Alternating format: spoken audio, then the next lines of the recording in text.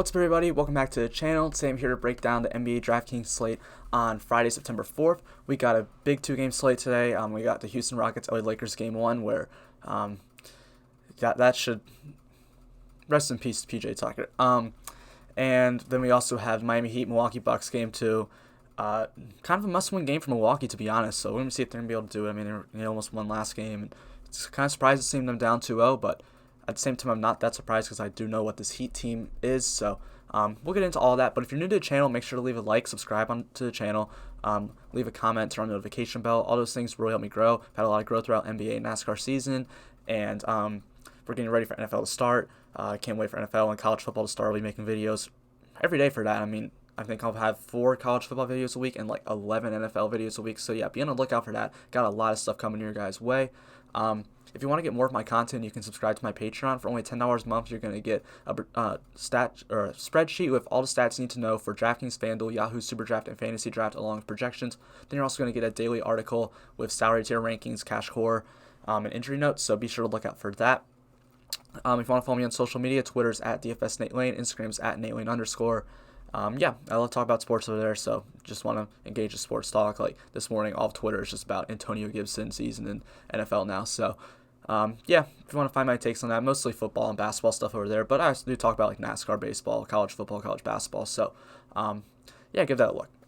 All right, let's get into the players. So we're going to start off the Houston Rockets, who face the LA Lakers, and I mean, it's just a bad matchup for them. We did see Houston's first game this year when they went small ball was against LA, and they beat them. Anthony Davis went off, but they won. This is going to be a game where the first player I guess we'll talk about is Robert Covington is going to have to play a ton of minutes. He is going to be out there so much because everyone makes up this narrative that, oh, PJ Tucker is the center on the team, so he's going to guard the opposing big man. That's not necessarily true. Robert Covington's been the guy guarding the centers. He's the tallest guy in their starting lineup, and he's the guy who guards the centers, and he's a very good defensive player. So Robert Covington's actually the guy who's going to be probably guarding Anthony Davis the majority of this game. And, I mean, yeah, on paper, it probably sounds like a great matchup for Anthony Davis, but there's definitely ways where I can see Covington having just an elite defensive game. Probably at least one of these games in the series. I'm sure Davis still has such a huge mismatch where he should still be able to dominate, but I think Robert Covington, he's a good play on DraftKings for me now, just because I think he has to play a ton of minutes, and he has to shoot the ball. So, yeah, I think Robert Covington, actually, for once, I haven't said any good things about Robert Covington since ever, and this is a spot where I actually like going to Robert Covington. Eric Gordon, 5,800. He's another guy that's just got to play a ton of minutes. He's going to have a high usage. He just doesn't produce well. He's a 0.9 or a 0.76 point per minute producer. He just doesn't shoot the ball. He does shoot the ball a lot. He just doesn't do much else. If he's hitting his shots, he's going to be a high scorer. If he's not, he's going to be terrible. So, I mean, yeah, he's fine to throw in lineups, but I just wouldn't expect much from Eric Gordon. I mean, yeah, he can get hot, and that'll be it. But, yeah, it's just Eric Gordon. Tamper your expectations, but he is still a solid play because, I mean, on these 2-game slates, you just kind of have to play some of these guys in the mid-range that you just don't feel so comfortable about. Jeff Green doesn't play enough minutes for me to want to get there. James Harden's at 11,200. I don't think I want to get to Harden today, honestly. I'd rather just go to the other studs on this slate. I mean, we're loaded with studs today on this slate, and the usage drops down a little bit without Russ. We've seen Harden struggling in the playoffs recently, so I don't think I really want to get to Harden as much. Daniel House, $4,700. I mean, his minutes are kind of decreasing a little bit now, especially with Covington and Tucker probably having to play more minutes. I'd expect a lot more of the Harden, Russ, Gordon, Covington, Tucker lineup, and then House kind of getting phased out a little bit. Although he could replace Gordon, but I think they want the speed and they want the more like House can score, but Eric Gordon's better scorer than Daniel House, and they have the defense with Covington and Tucker, who are probably more than likely going to guard LeBron and AD for most of this game. So, yeah, I think House is okay. Like, if you want to get him and hope he gets more minutes, that's fine. I just don't think it happens. PJ Tucker, we just don't play PJ Tucker. He's $4,800 now. I don't play PJ Tucker when he's below 4K. You think I'm going to play him at 4,800? Not playing him. Russell Westbrook, I'm actually interested in. He struggled in his 3 games back from injury, or 2 games, 2 or 3. He's played 3, I think. He struggled, but he played 34 minutes last game, so that's what I gave him today. I guess his minutes restriction is done. They need him. He's a high point per minute producer always, and he's 8,600. Like, that's cheap for Russell Westbrook. You don't get 8,600 Russell Westbrook all that often. And we do know that the Lakers have been bad against point guards all year. So, I mean, I know Russell Westbrook and Harden play point, so I think one of them probably goes off today, and I want to go to Russ because he's just $8,600. He's just too cheap. It's just not That's just not what you expect from Russell Westbrook's price tag. If he can just, make some layups, he'll probably be pretty good. So I do like going to Russ today. Next, we'll get to the LA Lakers, who have that great matchup in Houston. We always talked about OKC. So now I love the Lakers. But, Kentavious Caldwell-Pope, it's Kentavious Caldwell-Pope. He's a .65 point per minute guy. He's going to play a lot of minutes, though. If he's knocking down threes, he's going to be fine. Rajon Rondo's back today, so Alex Caruso's minutes won't be as high, so I don't really want to get to him. I really don't want to get to either of them because I think they just sort of both play around 20 minutes today.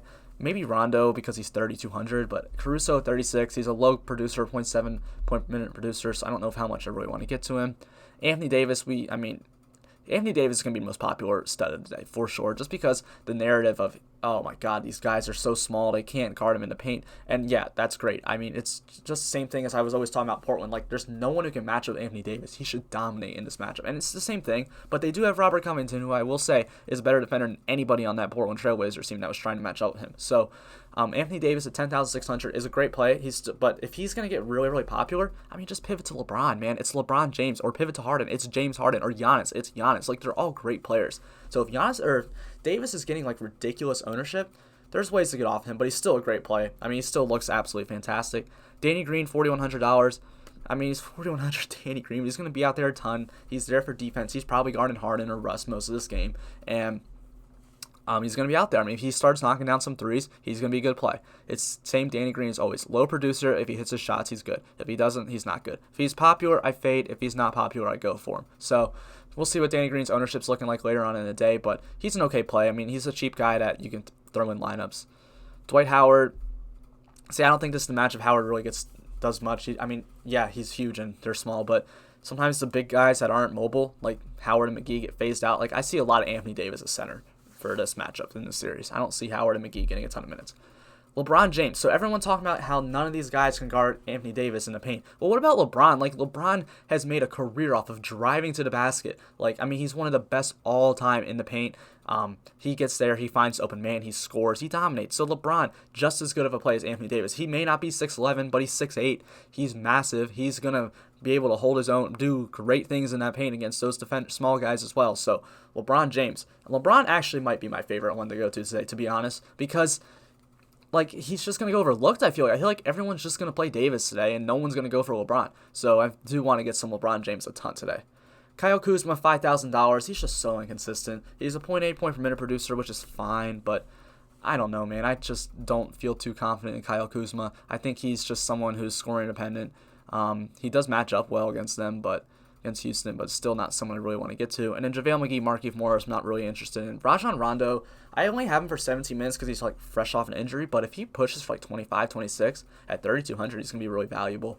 So I think he's an interesting option, someone I might want to get some exposure to if I'm playing a ton of lineups, but I don't know, especially if he's going to be really popular, then I'll probably just get away. But I just don't think that coming off an injury, and Rondo's not that important of a player. Rondo's really not good anymore. So I don't understand. If he's getting popular, I wouldn't really want to get to him.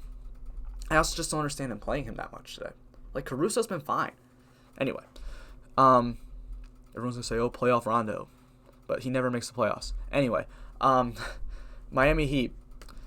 They're up 2-0 on Milwaukee. What ridiculous! That's crazy, man. Milwaukee was my pick to go. Milwaukee was my preseason pick to win the championship, and they've been great all year. And I've just been like, wow, I feel smart. But they're not looking good right now. Giannis does not look like he can handle the guy. And like I've said in the past two videos, this is a terrible matchup for Milwaukee. It's the worst matchup they could have possibly drawn in the playoffs, is Miami. So I'm not that shocked, honestly. Bam Adebayo's price went up to 8K. It's getting to the point where I'm like, yeah, he's still a good play, but I don't think he's at the point where he's priced really close to his ceiling. He's not gonna do much better than that. Than what his price is. He could probably get to 8,200, but that's still not really something I'm really looking to go to as much. He's still a fine option. He's going to have a solid game. He's going to get rebounds. He's going to score. He's going to get assists. He's going to do everything that Bam does. But unless he gets a 20-point triple-double, he's really not smashing his value. So, Bam Adebayo, he's still solid, but not one of my top options. Jimmy Butler had I wouldn't say a terrible game. He hit the game-winning free throws, but he just didn't, have a Jimmy Butler game like we've seen all playoffs, mostly because Wesley Matthews was just harassing him the entire game. And his price dropped $300, so I'll go back to Jimmy Butler today. I don't think he'll get locked up again. He just had a rough game. we'll see. I mean, maybe Wesley Matthews locks him down again, but I doubt it. It's Jimmy Butler. Like, nothing really phases that guy. So I think he's fine. $8,300 in the pace up spot. I do like going to Jimmy Butler today. Jay Crowder's price went to $5,300. I'm not that excited about him anymore, but I still think he's a solid option at $5,300. Someone I definitely want to get some exposure to. Goran Dragic, $7,000, has been balling out. Milwaukee's an up-paced team. Goran Dragic is a fast-paced player. So, yeah, Goran Dragic. Someone I'm definitely interested in getting to. I mean, yeah, he's just been balling the whole playoffs, man. Just been going off, looking like one of the better point guards in the league. Yeah, definitely want to get some Dragic today. Tyler Hero, $5,200. I've said multiple times about how my Milwaukee allows most threes in the league. So Tyler Hero, what's his main thing in the NBA? Shooting. So definitely someone I want to have some exposure to. Hasn't really been doing that much, but he's like the Evan Fournier play in the last series against Orlando. Like, they're kind of the same player right now. I think Hero will end up being much better, obviously, but right now they're like the same player, Tyler Hero and Evan Fournier, and offensively at least. But Tyler Hero is not coming in at, one of the highest owned plays every single day. He's coming in lower ownership, so I want to get some Hero. Like, Fournier was always coming in one of the top owned guys, and I was like, okay, there's definitely ways to fade these scoring dependent players, but Tyler Hero is not coming in high ownership, so he's someone I do want to get some exposure to. Derrick Jones Jr., Kendrick Nunn. Oh yeah, Andre Iguodala. I don't think he's gonna play. He's listed as questionable right now, but I don't know if any of you guys watched that game. That ankle injury did not look good. I've had that happen to me before. That stuff's not fun.